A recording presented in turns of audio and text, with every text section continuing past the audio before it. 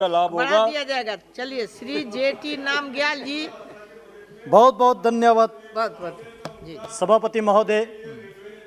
मैं इस बजट को स्वागत करते हुए बजट के पक्ष में बोलने के लिए खड़ा हुआ हूं। सभापति महोदय, मैं सबसे पहले माननीय प्रधानमंत्री श्री नरेंद्र मोदी जी का आभार व्यक्त करना चाहूँगा। माननीय फाइनेंस मिनिस्टर निर्मला सीतारमण जी के द्वारा जो बजट इस सदन में प्रस्तुत किया, मैं कहूँगा वो एक ऐतिहासिक बजट है, क्योंकि हर साल बजट होते हैं, उसमें एक रूटीन बजट होते हैं और ज़्यादातर बजट जो है चुनावी क्षेत्रों को ध्यान में रख के किया जाता है। लेकिन इस बार के बजट में आपको बता दूं, इस बजट में पहली बार बॉर्डर के एरिया तक, जहां 7 घर रहते हैं, 2 घर रहते हैं, उन जनसंख्याओं को भी ध्यान में रखते हुए यह बजट ने पहली बार बॉर्डर को स्ट्रेंथन करने के बाद किया है। किसान, गरीब, मजदूर, स्वास्थ्य, शिक्षा, सभी चीजों को, मैं उन चीजों में नहीं चढ़ना चाहूंगा। मैं बॉर्डर क्षेत्र से आता हूं, लद्दाख, एलओसी, एलएसी, तिब्बत के साथ, चीन के साथ, पाकिस्तान के साथ जहां बॉर्डर लगते हैं, हमेशा एक तनाव रहते हैं और विपक्ष की ओर से हर वक्त मुद्दा रहता है कि बॉर्डर पे क्या है, बॉर्डर पे क्या है। तो मैंने सोचा थोड़ा बॉर्डर की कहानी बता दूं, इसलिए मैं पूरा बॉर्डर पे फोकस करके बताना चाहूंगा। मैडम स्पीकर, कांग्रेस के शासनकाल में पूरा बॉर्डर खाली करने का काम किया। नेहरू जी ने फॉरवर्ड पॉलिसी बताते रहा और बॉर्डर पे बैकवर्ड पॉलिसी का इंप्लीमेंट हुआ। हमारे बॉर्डर खाली होते गया, लोगों को सुविधा ही नहीं दिया, फैसिलिटीज तो छोड़िए, फंडामेंटल राइट तक नहीं दिया, शिक्षा नहीं दिया, स्वास्थ्य नहीं दिया, टेलीकम्युनिकेशन नहीं दिया, सड़क नहीं दिया। लेकिन आज पहली बार इस बजट में वाइब्रेंट विलेज प्रोग्राम के अंतर्गत जितने भी सीमाएं जो नॉर्दर्न सेक्टर में है, चीन के साथ, तिब्बत के साथ जो सीमाएं लगते हैं, उन गांवों को, वहां के लोगों को सशक्त करने का जो बात किया है, मैं स्वागत करता हूं ऐसे बजट का। और मैं एक चीज यहां पे कोट करके बताना चाहता हूं मैडम स्पीकर। यूपीए सरकार के दौरान 6 सितंबर 2013 को तत्कालीन डिफेंस मिनिस्टर ए के एंटोनी जी का ये इसी सदन में स्टेटमेंट है। Independent India, I quote, independent India had a policy for many years was that the best defense of the country's border is not to develop border. Undeveloped border are safer than developed border. So for many years, there was no construction of airfields and roads, nothing along the border areas. By the time, China continued to develop their infrastructure in the border areas. So as a result, they have now gone ahead of us compared to infrastructure-wise, capability-wise, in the border areas. They are ahead. तत्कालीन रक्षा मंत्री जी का ये सदन में statement है। Border को backward रखना, border को डेवलप नहीं करना, ये समझते थे कि बॉर्डर की सुरक्षा है। आज उसी पार्टी के लोग बेशर्मिंदा होकर यह सरकार से पूछ रहे हैं कि बॉर्डर पे क्या है, गलवान पे क्या हुआ, पेंगोंग पे क्या है, चुशुल पे क्या है। मैं बताना चाहता हूं, आज बॉर्डर पे खतरा बढ़ रहा है तो यह कांग्रेस की नीति के कारण से बढ़ रहा है। चाइना की ओर से सीपैक बना दिया, चाइना पाकिस्तान इकोनॉमिक कॉरिडोर, यह मोदी जी के शासनकाल में नहीं बना। डेमजोक के आगे टाशीगंग में हाइडल पावर डैम बना दिया, रोड बना दिया, 6-8 एयरपोर्ट बना दिया, पूरे लद्दाख को गिरा दिया। यह कांग्रेस के शासनकाल में हुआ और हमारे यहां से उफ तक नहीं बोला कांग्रेस सरकार ने। मैं बताना चाहता हूं अध्यक्ष महोदय, अभी गलवान सेक्टर के बाद बार बार आते, गलवान, फिर वहां से जाके मोरगो, दौलतबेगुड़ी सेक्टर, पूरे उस एरिया को नॉर्दर्न सब सेक्टर कहते हैं, जहां कनेक्टिविटी के लिए डीएसडीबीओ, दुर्बुक शायोग, दौलतबेगुड़ी जो एक सड़क होता है, माननीय अटल जी के सरकार के दौरान वहां पे सड़क बनाने के जो निर्णय लिया 220 किलोमीटर का, 2020 में वो काम चालू हुआ। उसके बाद कांग्रेस सरकार आया। अध्यक्ष जी, मैं आपको बता दूं, 2012 तक वो सड़क कंप्लीट नहीं हुआ। बनाया ही नहीं वहां पे, और विजिलेंस लग गया। विजिलेंस में बताया कि वहां तो इतना दूर है, बर्फ है, पानी है, नहीं जा पाएंगे, आपको हेली की कराते हैं। तो विजिलेंस कमेटी को हेली में ले गया। मैं आपको बहुत इंटरेस्टिंग कहानी सुना रहा हूं। हेली में लेके गया, ऊपर से हेली से, हाँ भाई नीचे से सड़क है, हाँ अच्छा ब्लैक टॉप किया हुआ है, देखा, रिपोर्ट सबमिट किया, लेकिन उसमें यह बताया कि अच्छा ये बीच बीच में पानी आ रहा है, तो ये रीअलाइनमेंट करके दोबारा बनाना पड़ेगा। तो ये जितने भी हजारों करोड़ है वो अध्यक्ष जी अभी तो शुरू किया है, अभी तो शुरू किया प्लीज। तो वो सड़क जो है रिपोर्ट में बता दिया कि अच्छा ये ब्लैक टॉप हुआ, बीच बीच में इसको रीअलाइनमेंट करना पड़ेगा।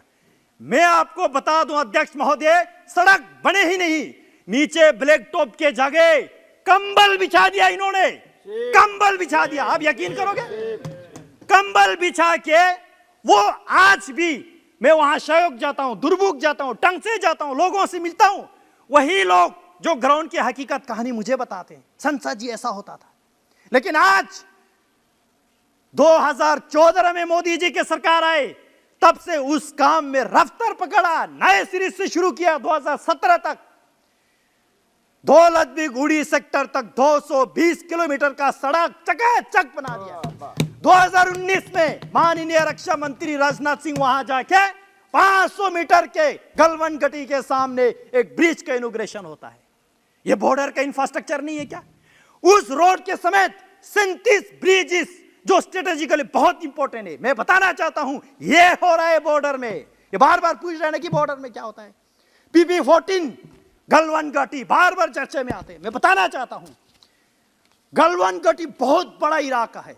नेहरू जी के टाइम पे गलवन घाटी ऑलरेडी अक्साई चीन में जा चुके हैं। हमारे पास जो बचा है वो PP-14 गलवन के मुंह है। आज भी हम वहीं पे हैं जहां पे हम थे, 1 इंच नहीं गया, 1 इंच नहीं गया।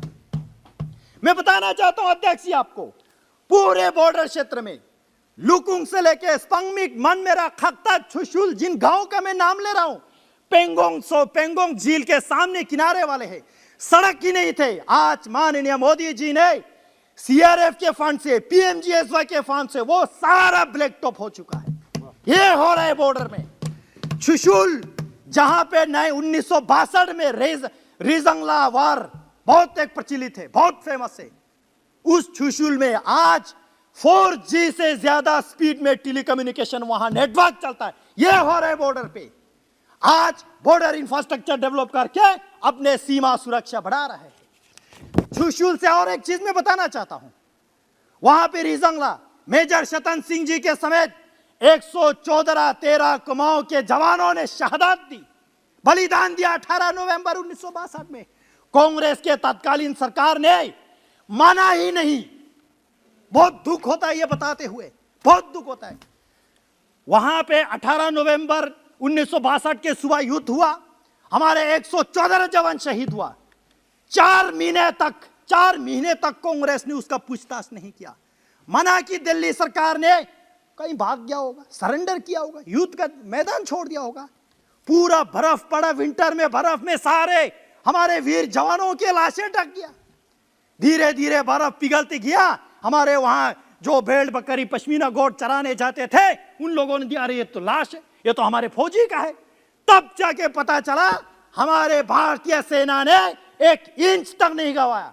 और वहां से the last man, Indian army का एक बहुत बड़ा स्लोगन आता है, जो अंतिम व्यक्ति, अंतिम अम्युनिशन तक वहां पे जो लड़ाई किया, the last man last round, ये आज बहुत फेमस स्लोगन है। वहां जो लाश पड़े थे हमारे सेनाओं के, किसी के हाथ में बम, किसी के हाथ में बंदूक, किसी के हाथ में जो इंजेक्शन, जो मेडिकल असिस्टेंट थे, पूछा ही नहीं कांग्रेस ने इतने बेशर्मी से। आज 60 साल के बाद नरेंद्र मोदी जी के सरकार ने मेजर शतन सिंह के समेत 114 जवानों को अपने शौर्य गाथा लिखने का जो समय दिया, वहां पे वार मेमोरियल बना के इस बात उसका उद्घाटन। यह कांग्रेस पार्टी हमेशा भारतीय सेना पे संदेह करते रहता है, उंगली उठाते रहता है। मैं बताना चाहता हूं अध्यक्ष, वहां पूरा बॉर्डर समेत तुर्तुक इलाका, एक बहुत बड़ा इलाका 1971 में POK से लिबरेट होकर हिंदुस्तान के साथ जोड़ा। पूछा ही नहीं इन्होंने, पूछा ही नहीं। इस बार पहली बार माननीय मोदी जी के सरकार में हम यहाँ आजादी का अमृत महोत्सव, आजादी के 75वीं साल मना रहे। तुर्तुक वालों ने इस बार 50वीं साल मनाया। वहां तुर्तुक, त्यक्षी, थांग, बोगदांग, ये चुलुंका सारा आता है। ये पहचान दे रहा है, हर एक व्यक्ति को पूछ रहा है। मैं बताना चाहता हूं आपको, केवल छुशुल ही नहीं, वहां से जाके छागा, फिर दुंगटी। दुंगटी का कहानी बहुत इंपॉर्टेंट है। वहां पे एक ब्रिज होता था, ककजुंग वैली, सैकड़ों किलोमीटर वहां पे हमारा पश्चर लैंड होता है, वहां पे हमारे नोमैड लोग जाता है। चाइना ने ऑब्जेक्शन किया, अपनी जमीन में से ब्रिज को हटा दिया कांग्रेस सरकार ने 2007 में। भाई ये कौन सा सुरक्षा है? आज मोदी जी के सरकार ने साहसिक कदम दिखा के वहां पे 25 करोड़ के ब्रिज बना रहा है। ये हो रहा है बॉर्डर पे। मैडम मैं जल्दी खत्म कर रहा हूँ, जल्दी खत्म कर रहा हूँ। 5-6 आदमी हमारे और बोलने वाले हैं। जी फिर मैं यार- जल्दी खत्म कर रहा हूँ। हाँ। आज इस सरकार ने इस वाइब्रेंट विलेज प्रोग्राम में ये सारा विकास दे रहा है। बॉर्डर एरिया में मैं आपको एक उत्तराखंड की कहानी बता दूं। वहां पे पिथौरागढ़ डिस्ट्रिक्ट में एक छोटा सा गांव है। मैडम स्पीकर, बस 2 मिनट में मैं कंक्लूड करूंगा। वहां पे पिथौरागढ़ में एक, प्लीज, एक वहां पे एक मैं भूल गया, आपने डिस्टर्ब किया बीच में। एक छोटा सा गांव है, वहां से पूरा माइग्रेट हो गया खमलिंग। आज वहां पे दोबारा लोगों को बसाने के लिए टेलीकम्युनिकेशन सारा सुविधा देने की बात कर रहा है। इन्होंने पूरा अक्सर चिन्ह तो दे दिया। जब 370 यहां पे हट रहे थे, कांग्रेस पार्टी ने ऑब्जेक्शन किया। मैं सवाल खड़ा करना चाहता हूं, 370 के रहते हुए आपने कैलाश पर्वत के समेत मानसरोवर झील जो है चाइना को दे दिया। कैसे दिया भाई? 370 के रहते हुए आपने 370 ले। और एक सवाल मैं पूछना चाहता हूं, 1962 से लेके 2019 के इलेक्शन तक कांग्रेस पार्टी ने अक्साई चीन को वापस भारत के साथ जोड़ने का एक बार भी मैनिफेस्टो में इन्होंने नहीं लाया। क्यों नहीं लाया? चीन से डरते हैं क्या? नेहरू जी के छवि खराब होने में डरते हैं क्या? या चीन से इतना प्यार है आपको?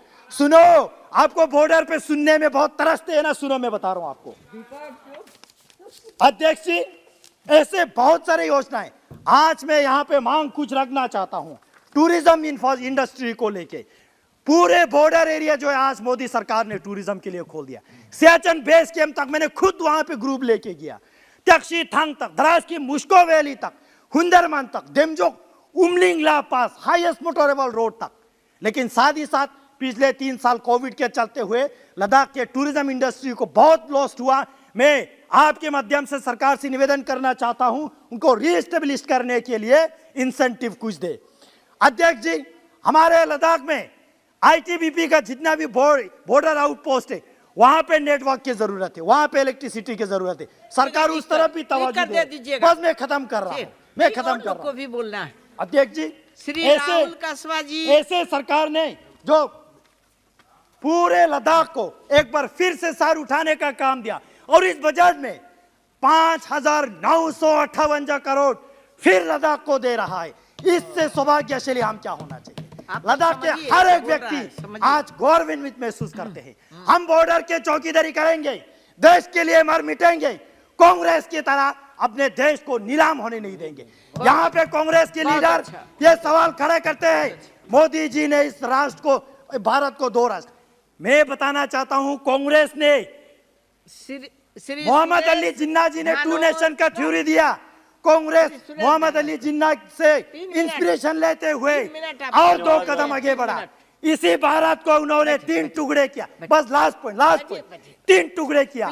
एक भारत जहां पे आज हम खड़े हैं, दूसरी भारत अक्साई चीन चाइना को हवाला कर दिया, तीसरी भारत पीओके पाकिस्तान को हवाला कर दिया।